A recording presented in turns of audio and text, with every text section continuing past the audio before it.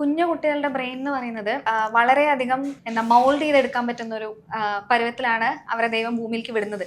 അപ്പോൾ അതൊരു 2 വയസ്സ് വരെയാണ് ഏറ്റവും കൂടുതൽ. എന്നിരുന്നാലും 5 വയസ്സ് വരെ നമ്മൾ ആ കുട്ടികളെ എന്തൊക്കെ ട്രെയിൻ ചെയ്യിക്കുന്നു, എന്തൊക്കെ വ്യത്യാസങ്ങൾ അവരുടെ ജീവിതത്തിൽ കൊടുക്കാൻ പറ്റുന്നു, അതായിരിക്കും അവർക്ക് ലോങ് ടേം ഉണ്ടാവുക.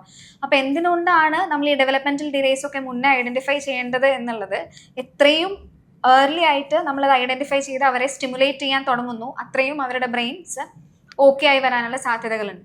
അപ്പോൾ എപ്പോഴാണ് നമ്മളൊരു ഡോക്ടറിനെ കാണേണ്ടത് എന്നുള്ളതാണ് ഇപ്പോൾ ഒരു കുട്ടി ജനിച്ചു കഴിയുമ്പം ഏറ്റവും ആദ്യം വരുന്നൊരു ക്വസ്റ്റ്യൻ.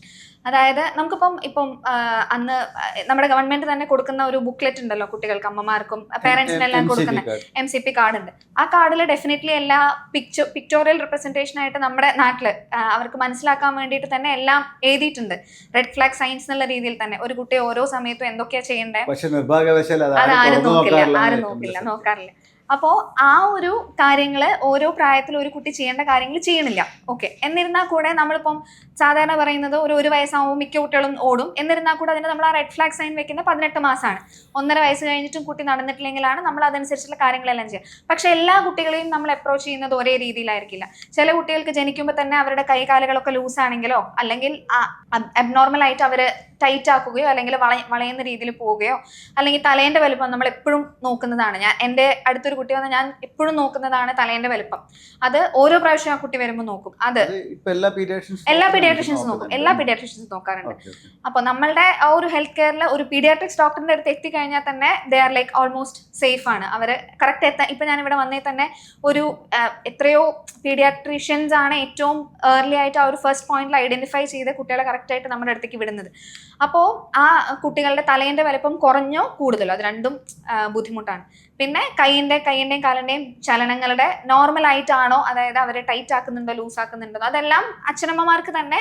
പിന്നെ നമ്മളുടെ നാട്ടിലെല്ലാം ഇപ്പൊ എസ്പെഷ്യലി കണ്ണൂര് ഒരു കുടുംബം ഒത്തിരി ആൾക്കാരുണ്ട് ഒരു കുഞ്ഞിനെ നോക്കാൻ.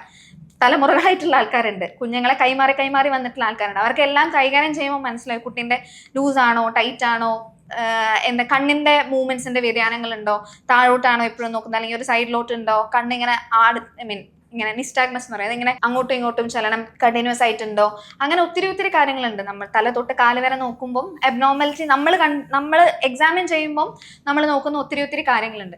അപ്പൊ അങ്ങനെയൊക്കെ എന്തെങ്കിലും ഒരു അബ്നോർമാലിറ്റീസ് ഉണ്ടെങ്കിൽ ഉടനെ വരേണ്ടത് എന്താണ് ആവശ്യം എന്ന് വെച്ചാൽ, അങ്ങനെ ഉണ്ടെങ്കിൽ നമ്മൾ ആസ് ഏർലി ആസ് കണ്ടുപിടിച്ചു കഴിയുമ്പോൾ ആ കുട്ടികളെ നമുക്ക് ഏറ്റവും കൂടുതൽ സമയത്തിനുള്ളിൽ നമുക്ക് ഇംപ്രൂവ്മെന്റ് വരുത്താൻ പറ്റും. ആ ഒരു പോയിന്റിന് അപ്പുറത്ത് വരുമ്പോഴാണ് നമുക്ക് മിക്ക ആൾക്കാരും ആ 2 വയസ്സ് വരെ മിക്ക ആൾക്കാരും വെയിറ്റ് ചെയ്യും. 2 വയസ്സ് കഴിഞ്ഞിട്ടും കുട്ടിയെ നടക്കണില്ലെങ്കിൽ സംസാരിക്കണില്ലെങ്കിൽ ഒക്കെയാണ് മിക്കവാറും നമ്മുടെ അടുത്തേക്ക് വരിക. പക്ഷെ ആ ഒരു 2 വയസ്സ് വരെയാണ് ആ പീക്ക് ഒരു ടൈം എന്ന് പറയുന്നത്. കുട്ടികളെ എന്ത് പഠിപ്പിച്ചെടുക്കാൻ നമ്മളറിയില്ല, പക്ഷെ അവർ പഠിക്കുന്നുണ്ട് എന്നുള്ള കാര്യം, അവർ നമ്മൾ പറയുന്ന കാര്യങ്ങൾ കേൾക്കുന്നുണ്ട്, ഗ്രാസ്പ് ചെയ്യുന്നുണ്ട്, പഠിക്കുന്നുണ്ട്, ആ കാര്യമൊന്നും നമ്മൾ അറിയുന്നില്ല. പക്ഷെ 2 വയസ്സ് ആ ഒരു സമയത്താണ് പക്ഷെ ഏറ്റവും കൂടുതൽ കുട്ടികൾ ഭാഷ സംസാരിക്കുന്നതിന് എന്തൊരു അത്ഭുതം. ഒരു 2 വയസ്സ് കഴിഞ്ഞ കുട്ടി നമ്മളുടെ ഇത്രയും കട്ടിയുള്ള മലയാള ഭാഷ ടപ്പടപ്പാന്ന് ഒരു 3-4 വയസ്സാകുമ്പോഴത്തേക്കും പറയണമെങ്കിൽ അതിന്റെ അർത്ഥം എന്താ, കുട്ടി ജനിക്കുന്ന സമയം തൊട്ട് ആ ഒരു 6 മാസത്തിന്റെ ഉള്ളിൽ തൊട്ട് മേലോട്ട് അവർ ആ പറയുന്ന കാര്യങ്ങളെല്ലാം ഗ്രാസ്പ് ചെയ്ത് കേൾക്കുന്നുണ്ട്. അത് തന്നെയാണ് ഏറ്റവും വലിയ എക്സാമ്പിൾ. കുട്ടീന്റെ ബ്രെയിൻ ആ ഒരു സമയത്താണ് ഏറ്റവും ആക്റ്റീവായിട്ട് ഉണ്ടാവുക എന്നുള്ളത്. അപ്പൊ അതിനെക്കൊണ്ടാണ് നമ്മൾ എല്ലാ കാര്യങ്ങളും ആദ്യം ചെയ്യേണ്ടത്. ഇനിയിപ്പോൾ നമ്മൾ ചെയ്തിട്ടില്ലെങ്കിൽ സപ്പോസ് പിന്നെ ആ കുട്ടികൾ നമ്മുടെ അടുത്ത് വരും, മിക്കവാറും കയ്യോ കാലോ ഫുള്ളായിട്ട് നിവർത്താനുള്ള ബുദ്ധിമുട്ട്, ടൈറ്റ് ആവാനുള്ള ബുദ്ധിമുട്ട്, അങ്ങനെ പല ബുദ്ധിമുട്ടുകൾ ആയതിനു ശേഷമായിരിക്കും പിന്നെ നമ്മളുടെ അടുത്ത് വരിക. പിന്നെയാണ് അങ്ങനത്തെ ഉള്ളൊരു സമയത്താണ് നമ്മളുടെ ആ ഒരു മൾട്ടി ഡിസിപ്ലിനറി ടീം എന്നുള്ളത്. ഇപ്പം ഞാൻ ഷഫീഖ് ഡോക്ടർ, അങ്ങനത്തെ ആ ഒരു ഇന്ററാക്റ്റീവ് ആയിട്ടാണ് പിന്നെ നമുക്ക് ആ കുട്ടീനെ മാനേജ് ചെയ്യാനായിട്ട് പറ്റുള്ളൂ. അപ്പോൾ നമ്മൾ ശ്രദ്ധിക്കേണ്ട ഇത്രയേ ഉള്ളൂ, നമ്മുടെ എന്തെങ്കിലും സംശയം നിങ്ങളെ കുട്ടിയെ പറ്റി തോന്നുകയാണെങ്കിൽ നമ്മൾ എത്രയും വേഗം ഒരു ഡോക്ടറെ കാണിക്കുക. അത് പീഡിയാട്രിഷ്യനെ കാണിക്കുക. എന്നിട്ട് ആ ഡോക്ടറുമായി ഡിസ്കസ് ചെയ്യുക എന്താണ് നിങ്ങളുടെ പ്രശ്നം. അത് ചിലപ്പോൾ നോർമൽ ആയിരിക്കും, അബ്നോർമൽ ആയിരിക്കും. അപ്പം അബ്നോർമലാണ്, ഓക്കെ, വെൽ ആൻഡ് ഗുഡ്, ഒരു കുഴപ്പമില്ല. പക്ഷെ അബ്നോർമലാണ് നമ്മൾ പേടിച്ച് എന്താവുന്നില്ല പേടിച്ച് നിങ്ങൾക്ക് മടിച്ചു നിൽക്കാതെ നമുക്ക് ആ കുട്ടിയെ ആവശ്യമായ ടെസ്റ്റുകൾ ചെയ്ത് മനസ്സിലാക്കും. ഇപ്പോൾ ഡോക്ടർ പറഞ്ഞു ചികിത്സ, എന്താണ് ചികിത്സ? ഇപ്പോൾ പലപ്പോഴും നമ്മൾ ചികിത്സ മരുന്നാണല്ലോ ഉദ്ദേശിക്കുന്നത്. അപ്പോൾ ഇതുപോലുള്ള കുട്ടിക്ക് എന്ത് തരം ചികിത്സയാണ് നമുക്ക് ഓഫർ ചെയ്യാൻ പറ്റും? ഇപ്പോൾ നമ്മൾ പറഞ്ഞില്ലേ, ഇതൊക്കെ ഒരു സിംറ്റം ആണ്. അതായത് ഓരോ കുട്ടിക്കും ആ ഒരു പ്രശ്നം വരാനുള്ള പല പല കാരണങ്ങളുണ്ട്. നമ്മുടെ ബ്രെയിൻ ആണ് എല്ലാത്തിനെയും കൺട്രോൾ ചെയ്യുന്നത്, അതായത് മസിൽസിനെ, ഞരമ്പുകളെ എല്ലാം. അപ്പോൾ കുട്ടിക്കൊരു രോഗം ഏത് ലെവലിൽ നിന്ന് വേണമെങ്കിൽ വരാം. അത് നമ്മൾ ആ കുട്ടീനെ എക്സാമിൻ ചെയ്ത് കഴിയുമ്പോൾ നമുക്ക് മനസ്സിലാവും അത് ബ്രെയിനിൽ നിന്നുള്ള രോഗമാണോ, മസിലിൽ നിന്നുള്ള രോഗമാണോ, അതോ ഞരമ്പിൽ നിന്നുള്ള രോഗമാണോ എന്നുള്ള കാര്യം നമുക്ക് മനസ്സിലാവും. അപ്പോൾ അതനുസരിച്ചിട്ടാണ് നമ്മൾ ഓരോ കുട്ടിക്കും ഓരോ ടെസ്റ്റുകൾ നിർദ്ദേശിക്കുക. ബ്രെയിനിൻ്റെ ടെസ്റ്റ് ചെയ്യണോ, മസിലിൻ്റെ ടെസ്റ്റുകൾ ചെയ്യണോ, ഞരമ്പിൻ്റെ ടെസ്റ്റ് ചെയ്യണോ. അപ്പോൾ ഓരോ രോഗങ്ങൾക്കും ഓരോ രീതിയിലാണ് നമുക്ക് ട്രീറ്റ്മെന്റ് ചെയ്യാൻ പറ്റുക. മിക്ക ബ്രെയിനിന്റെ പ്രശ്നമുള്ള കുട്ടികൾക്കും തിരിച്ചറിയാതെ പോകുന്ന രീതിയിലുള്ള അപസ്മാര രോഗങ്ങൾ ഉണ്ടാവും. കുട്ടികൾ പ്രസന്റ് ചെയ്യുന്നത് അയ്യോ എത്ര അവരായിട്ട് നമ്മൾ ചോദിക്കുമ്പോൾ പറയും കുട്ടി നിർത്താതെ കരച്ചിലായിരുന്നു, ചെറിയ കുട്ടി ആകുമ്പോൾ തൊട്ടേ ഉറങ്ങുക തന്നെ ഇല്ല, ആർക്കും ഉറങ്ങാൻ പറ്റുമെന്നില്ല, ആ കരച്ചിൽ തന്നെ വേറൊരു രീതിയിലുള്ള കരച്ചിലായിരുന്നു. അപ്പോൾ അങ്ങനെയുള്ള ആ ഒരു സമയത്തൊക്കെ കുട്ടികൾക്ക് ആ ബ്രെയിനിൽ നിന്നുള്ള അബ്നോർമൽ ആയിട്ടുള്ള പ്രശ്നങ്ങൾ വന്നിരുന്നുകൊണ്ടിരിക്കുകയാണ്. ആ സമയത്തൊക്കെ നമ്മൾ അത് കണ്ടുപിടിച്ച് അതിനെ കൺട്രോൾ ചെയ്യുവാണെങ്കിൽ എഗെയിൻ ആ ഡെവലപ്മെന്റ് വളരെയധികം ഇമ്പ്രൂവ്മെന്റ് ആണ് ഉണ്ടാവും. പക്ഷെ ഒരു പരിധി അപ്പുറം കഴിഞ്ഞിട്ടാണ് നമുക്കത് മനസ്സിലാക്കാൻ. അപ്പോൾ ഇപ്പം ഈ ഒരു കാലഘട്ടത്തിൽ ഇത്രയും വിദഗ്ധരായിട്ടുള്ള ഡോക്ടേഴ്സ് ഉണ്ട്, ഹെൽത്ത് സിസ്റ്റം ഉണ്ട്, അത് കണ്ടുപിടിച്ച് മനസ്സിലാക്കാനുള്ള സോഷ്യൽ മീഡിയാസ് ഉണ്ട്. അപ്പം ആ ഒരു അവയർനെസ് എല്ലാവരിലേക്കും എത്തിക്കേണ്ടത് ആവശ്യമാണ്. അപ്പം ട്രീറ്റ്മെന്റ് എന്ന് പറയുന്നത് നമ്മൾ ടെസ്റ്റുകൾ ഏത് ലെവലിലുള്ള ടെസ്റ്റുകളാണ് ചെയ്യേണ്ടതെന്ന് തീരുമാനിച്ച് ടെസ്റ്റ് ചെയ്ത് കഴിഞ്ഞ് മരുന്നുകൾ കൊണ്ടുണ്ട്. പിന്നെ കുട്ടിയെ ചെയ്യാൻ പറ്റാത്ത ഒരു കാര്യം കുട്ടിയെ നമ്മൾ പഠിപ്പിച്ചെടുക്കണം.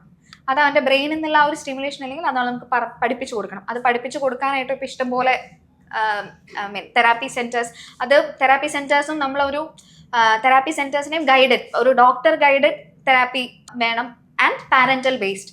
തെറാപ്പി സെന്റേഴ്സ് ഇൻഡിപെൻഡന്റ് ആയിട്ടൊരു ഇതല്ല. കാരണം എല്ലാ കുട്ടികൾക്കും ഒരേ തെറാപ്പി അല്ല കൊടുക്കേണ്ടി വരിക.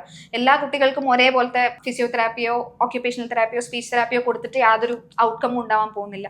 അത് ഓരോ കുട്ടികൾക്കും സബ്ജക്റ്റീവായിട്ട് അവർക്ക് എന്ത് പ്രശ്നമാണോ ഉള്ളത് അതനുസരിച്ചിട്ടുള്ള തെറാപ്പി അവർക്ക് കൊടുക്കുമ്പോൾ ഉണ്ടാവുന്ന ഇമ്പ്രൂവ്മെന്റേ ഉണ്ടാവുള്ളൂ. അപ്പോൾ then the first thing is ആദ്യം കുട്ടിക്ക് എന്താണ് പ്രശ്നം എന്നുള്ളത് മനസ്സിലാക്കുക. അതനുസരിച്ച് ഇപ്പോൾ നമ്മൾ ജനറ്റിക് ടെസ്റ്റുകൾ വളരെ റാപ്പിഡായിട്ട് പണ്ടൊക്കെ ലക്ഷക്കണക്കിന് രൂപ കൊടുക്കണമായിരുന്നു. കിറ്റ് കൊടുത്താൽ തന്നെ മാസങ്ങളും വർഷങ്ങളും കഴിഞ്ഞിട്ടാണ് നിങ്ങൾക്ക് റിപ്പോർട്ട് കിട്ടുക. ഇപ്പം നമുക്ക് ഏറ്റവും നല്ലൊരു കാര്യമാണ് മനസ്സിലാവാതിരുന്ന കുറേ കാര്യങ്ങൾക്കുള്ളൊരു ഉത്തരം ജനറ്റിക് ടെസ്റ്റുകളിലൂടെ കിട്ടുന്നത്. നമ്മൾ ഉപയോഗിക്കണം. അത് ഉപയോഗിക്കേണ്ടതെന്ന് വെച്ചാൽ ഒത്തിരി രോഗങ്ങൾ നേരത്തെ കണ്ടുപിടിച്ച് കഴിഞ്ഞാൽ അതിൻ്റെ സിക്വല്, അതായത് കൂടുതൽ കോംപ്ലിക്കേഷൻസ് ഉണ്ടാവും, നമുക്ക് ഒത്തിരി പ്രിവെന്റ് ചെയ്യാൻ പറ്റും മരുന്നുകളിലൂടെ. ജനറ്റിക് അസുഖം എന്ന് പറഞ്ഞാൽ ട്രീറ്റ്മെന്റ് ഇല്ലാത്തൊരു കാര്യമാണെന്നുള്ള ആ ഒരു ചിന്ത. അതെ, മുന്നേ നമ്മൾ പലപ്പോഴും ഇതെല്ലാം പ്രസവിക്കുമ്പോൾ സംഭവിച്ച തകരാറാണ്. നമ്മൾ എന്ത് കുട്ടിക്ക് ഡിലേ വന്നാലും പ്രസവിക്കുമ്പോൾ ഇന്നത്തെ ജനറ്റിക് ടെസ്റ്റിന്റെ ഒക്കെ നമ്മളെ ഒരു ഇത് അവൈലബിലിറ്റി കൊണ്ട് നമ്മൾ പല പ്രശ്നങ്ങളും പ്രസവിക്കുമ്പോഴുള്ള കോംപ്ലിക്കേഷനിലെല്ലാം ജനറ്റിക് ആണെന്നുള്ള ഒരു രൂപത്തിലേക്ക് എത്തിയിട്ടുണ്ട്. അപ്പൊ ഇത് നമ്മൾ ചെയ്യേണ്ട പ്രധാന കാരണം ഈ കുട്ടിക്ക് മാത്രമല്ല, ഇനി ജനിക്കാൻ പോകുന്ന കുട്ടിക്ക് ഇതുപോലത്തെ വരാൻ സാധ്യതയുണ്ടോ, അതാണ് നമ്മൾ ജനറ്റിക് കൗൺസിലിംഗ് കൊണ്ടുള്ള ആവശ്യം.